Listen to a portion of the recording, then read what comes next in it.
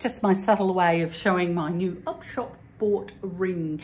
Before we start, just to let you know, today I'm going to be talking about toxic masculinity and male violence. Male violence predominantly against women. And the book I'm going to be talking about is The Bass Rock by Evie Wyld. Hello, I'm Stella and welcome to my channel, 30 Books, where I talk about Australian books, mainly Australian books, to get you to run out and buy or borrow and read and talk about an Australian book. As mentioned, the book I'm going to be talking about is The Bass Rock by Evie Wyld. It won the Stella Prize in 2021, which was last year. I'm pretty sure it came out in 2020, and I know that I bought it just after it came out. So it's taken me 2 years to read. And my first question is, why did it take me so long? This book is absolutely fantastic. I loved it. Here's another question. Have you ever thought, I can't be bothered reading? I know, doesn't that sound terrible? But let's be honest about it. So I listened to this book in audio and I interspersed it with reading. And sometimes I listened and read. I know, crazy, hey? Here's my ring again. There are three main characters, 3 points of view. One of the characters, Viv, is written in first person. We've got Sarah in the 1700s. She's been accused of being a witch and she is on the run. We've got Ruth, post-World War II, late 1940s, early 50s, recently married to a widower with 2 children who are about to be sent off to boarding school. We've got Viv, modern day, and she's living in London. She's had some issues. She's been in hospital. She's perhaps had, she has a mental illness that's not really disclosed, the name of it in the book.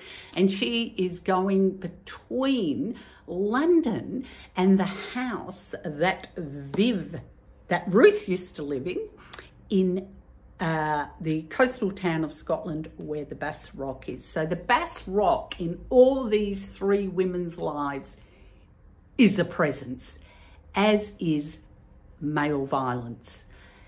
There is physical violence, there is death threats, and there is the threat of this coercive control. There is the threat of putting someone away in what is called a rest place. So this is Ruth's husband is convincing her that she is mad, that what she is going through is a type of madness.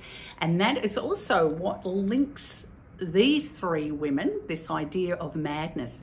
And that makes it a Gothic novel. I never knew that before, that what is it? If we think about some Gothic novels, it's always generally about the madness of women.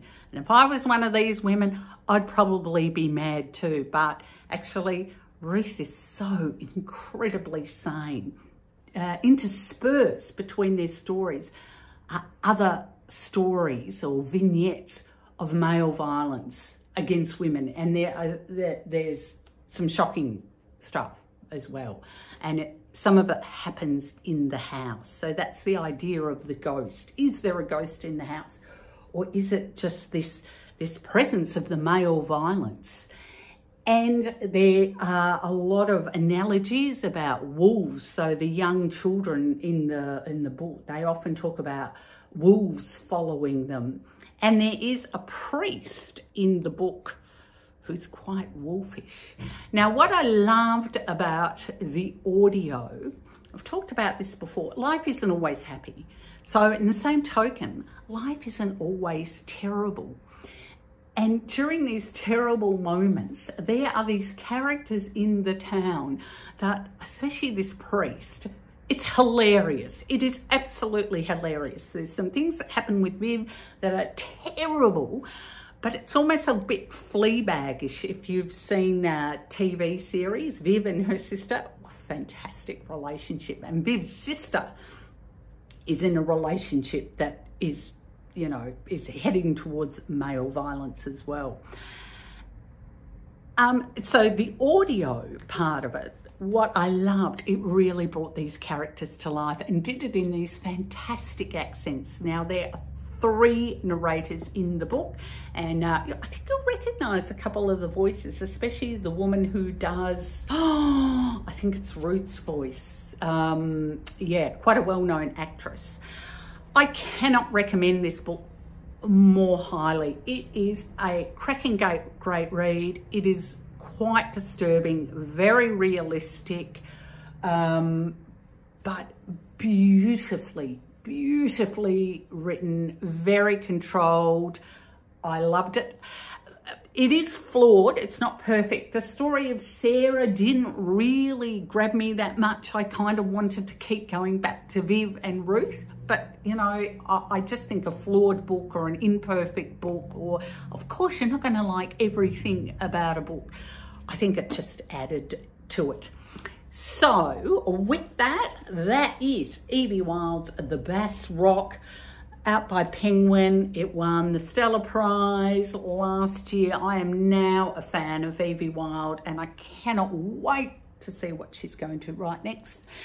And so let me know what you think. Have you read The Bass Rock? What did you, if you have, what is the significance of The Bass Rock to you? What did you make out of it? And what did you think of The Priest? And did you listen to it in audio?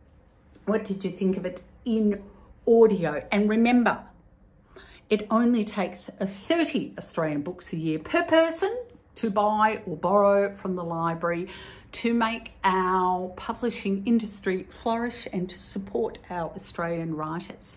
And I'll see you next time on 30 Books.